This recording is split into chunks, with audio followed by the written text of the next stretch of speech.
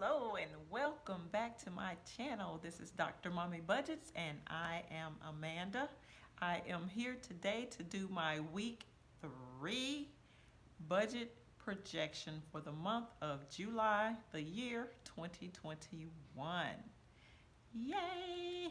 All right, we are going to dive right into this budget projection. Today is Friday, July the 16th.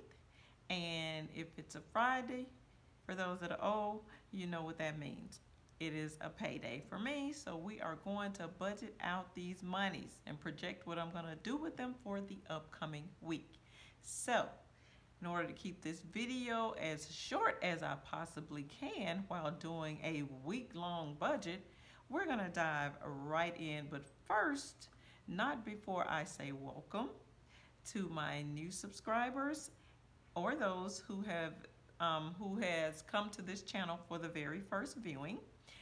And welcome back to my oldies but goodies who've been rocking with me since day one. So let's dive right in. Okay, you should see projected up on your screen my entire budget for this upcoming week and how I planned on using these monies.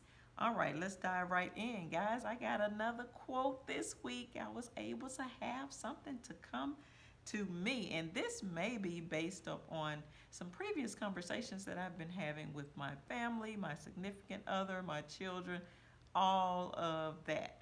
So, as you can see up there on the screen, it says, share your experiences or results, but in all capital letters, don't force them up on others. Pretty self-explanatory, but it's kind of difficult for people to do because based on experiences and even myself, until I learned to do better, you don't know how to do better until you learn to do better. So once I learned how to do better, I no longer do this. But you have these experiences and you have these fantastic results and you just want everybody to get in on it. You're like, okay, I was able to do X, Y, Z. I was able to save this money this way. I was able to run this many miles and that's why my body is looking all fly, blah, blah, blah. You need to eat this. You need to eat that. This is what I have experienced. And then you find yourself forcing that up on somebody else. And the reason why when you force that information up on someone, it's because you get an attitude if they don't subscribe to what you just proposed. That's the main reason, because other than that, you would just disseminate the information to those individuals and go on about your little happy business. But if you catch an attitude or you feel some kind of way about what you have just, the information you just disseminated to someone else, that means you're trying to force your results and experience upon that individual. Do not do that, okay? You just let them know, hey, this is the budget I do every week. This is how I'm able to save XYZ money. If this is something you want to do, then here's the information. That's all you need to do. All right, now let's jump right in. We're going to try and fly through this real quick.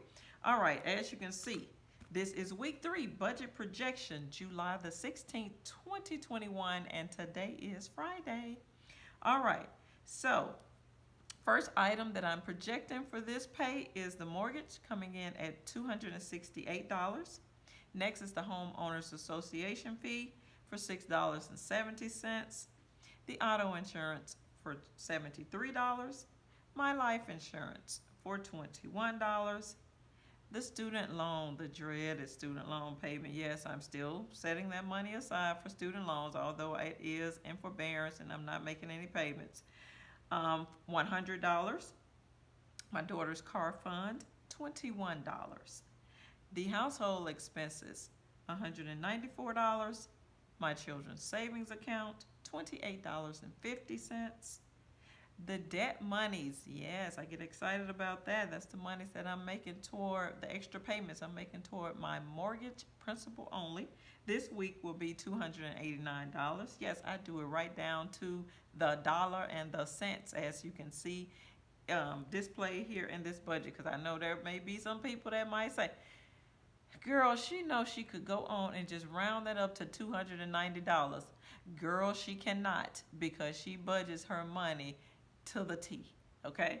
And the last line is the cushion amount for $26.15. Once again, somebody would say, well, just round it to 26, down to $26, or round it up to $27. Nope. This has been working for me, and this is the way I'm going to continue to do it going forward. Now, that gives us a total of $1,027.35 worth of expenses and debts that I need to be able to allocate this money for this upcoming week. All right, but typically I leave $1,228 in this account, which is what you will see from the fourth to the last line. You see $1,228 minus our total expenses for the week of $1,027.35. That leaves us with $200.65. That's the overage. So therefore, you see that note of put it away in the bills savings account on paper. So that means that's money that I'm not going to go out and spend, but I do not need them for my expenses for this week. So I'm going to tuck them away until it's time for me to use those monies to make those payments toward those expenses.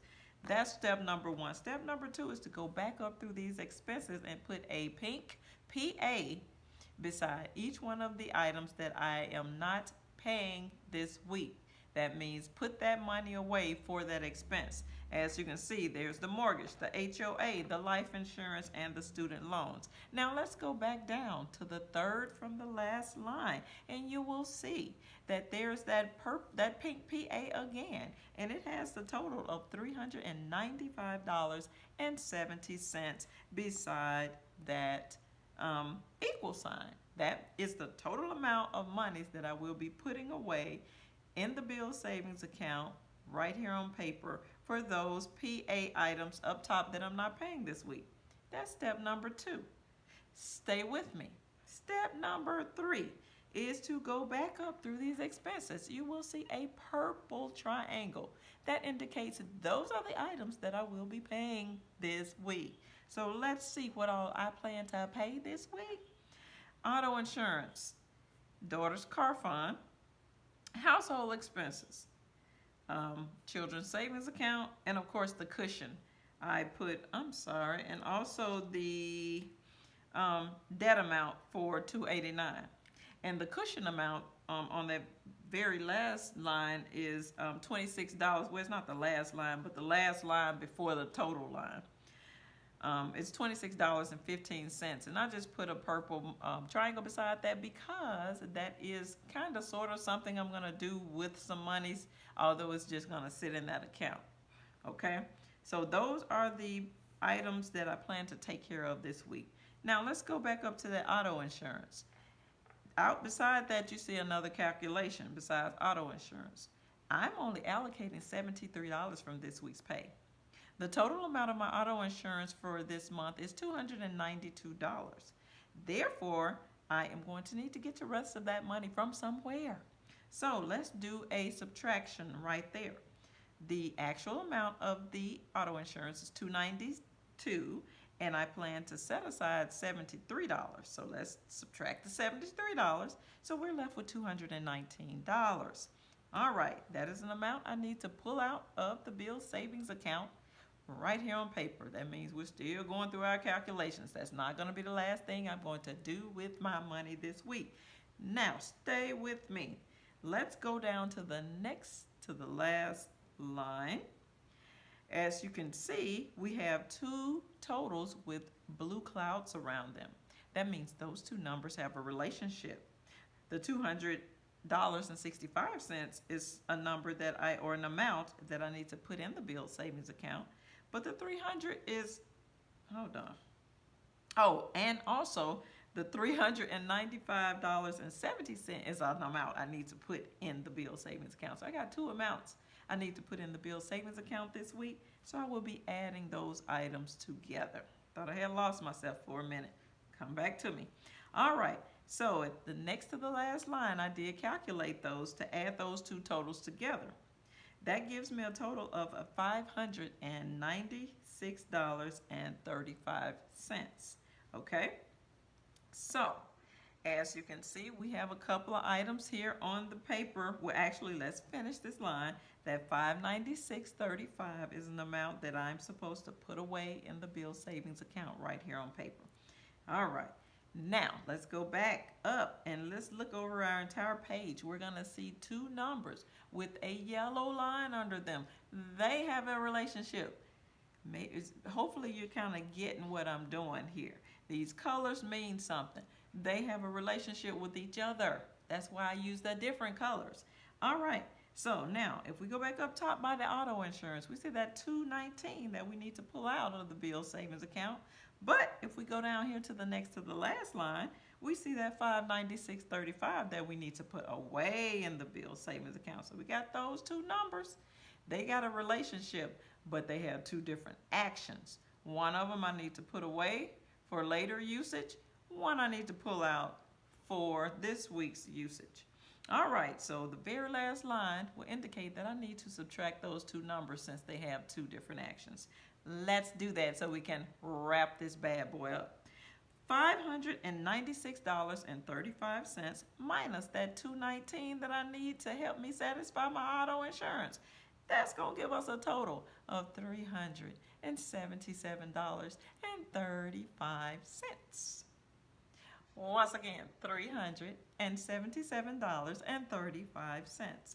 That is what I will be putting away in the bill savings account this upcoming week. It has a enclosed yellow box. That means that's what I plan to do with my money this week. After I get through with all of these calculations and moving monies here and there, at the end of the day, I'm going to put away $377.35 to be utilized for other bills and expenses for other weeks. That's what we have here, okay? And there you have it for my budget projection, guys. This is all I have. I'm going to leave this sheet up on the screen so you can kind of look at it and let it soak in. And if you would love to attempt to use my budget technique, leave me a comment below. Or you can just leave me a comment below anyway and let me know what budget technique you're using. If you're budgeting your money, do you budget in your head? Do you budget on a piece of paper? Do you budget using spreadsheets? Do you do some electronic budgeting? Whatever it is, just leave me a comment and let me know. All right, this is all I have for this video. This is Dr. Mommy Budgets, where we dream big but start small around here. Please like this video and subscribe to my channel. I'll see you in the next one. Peace.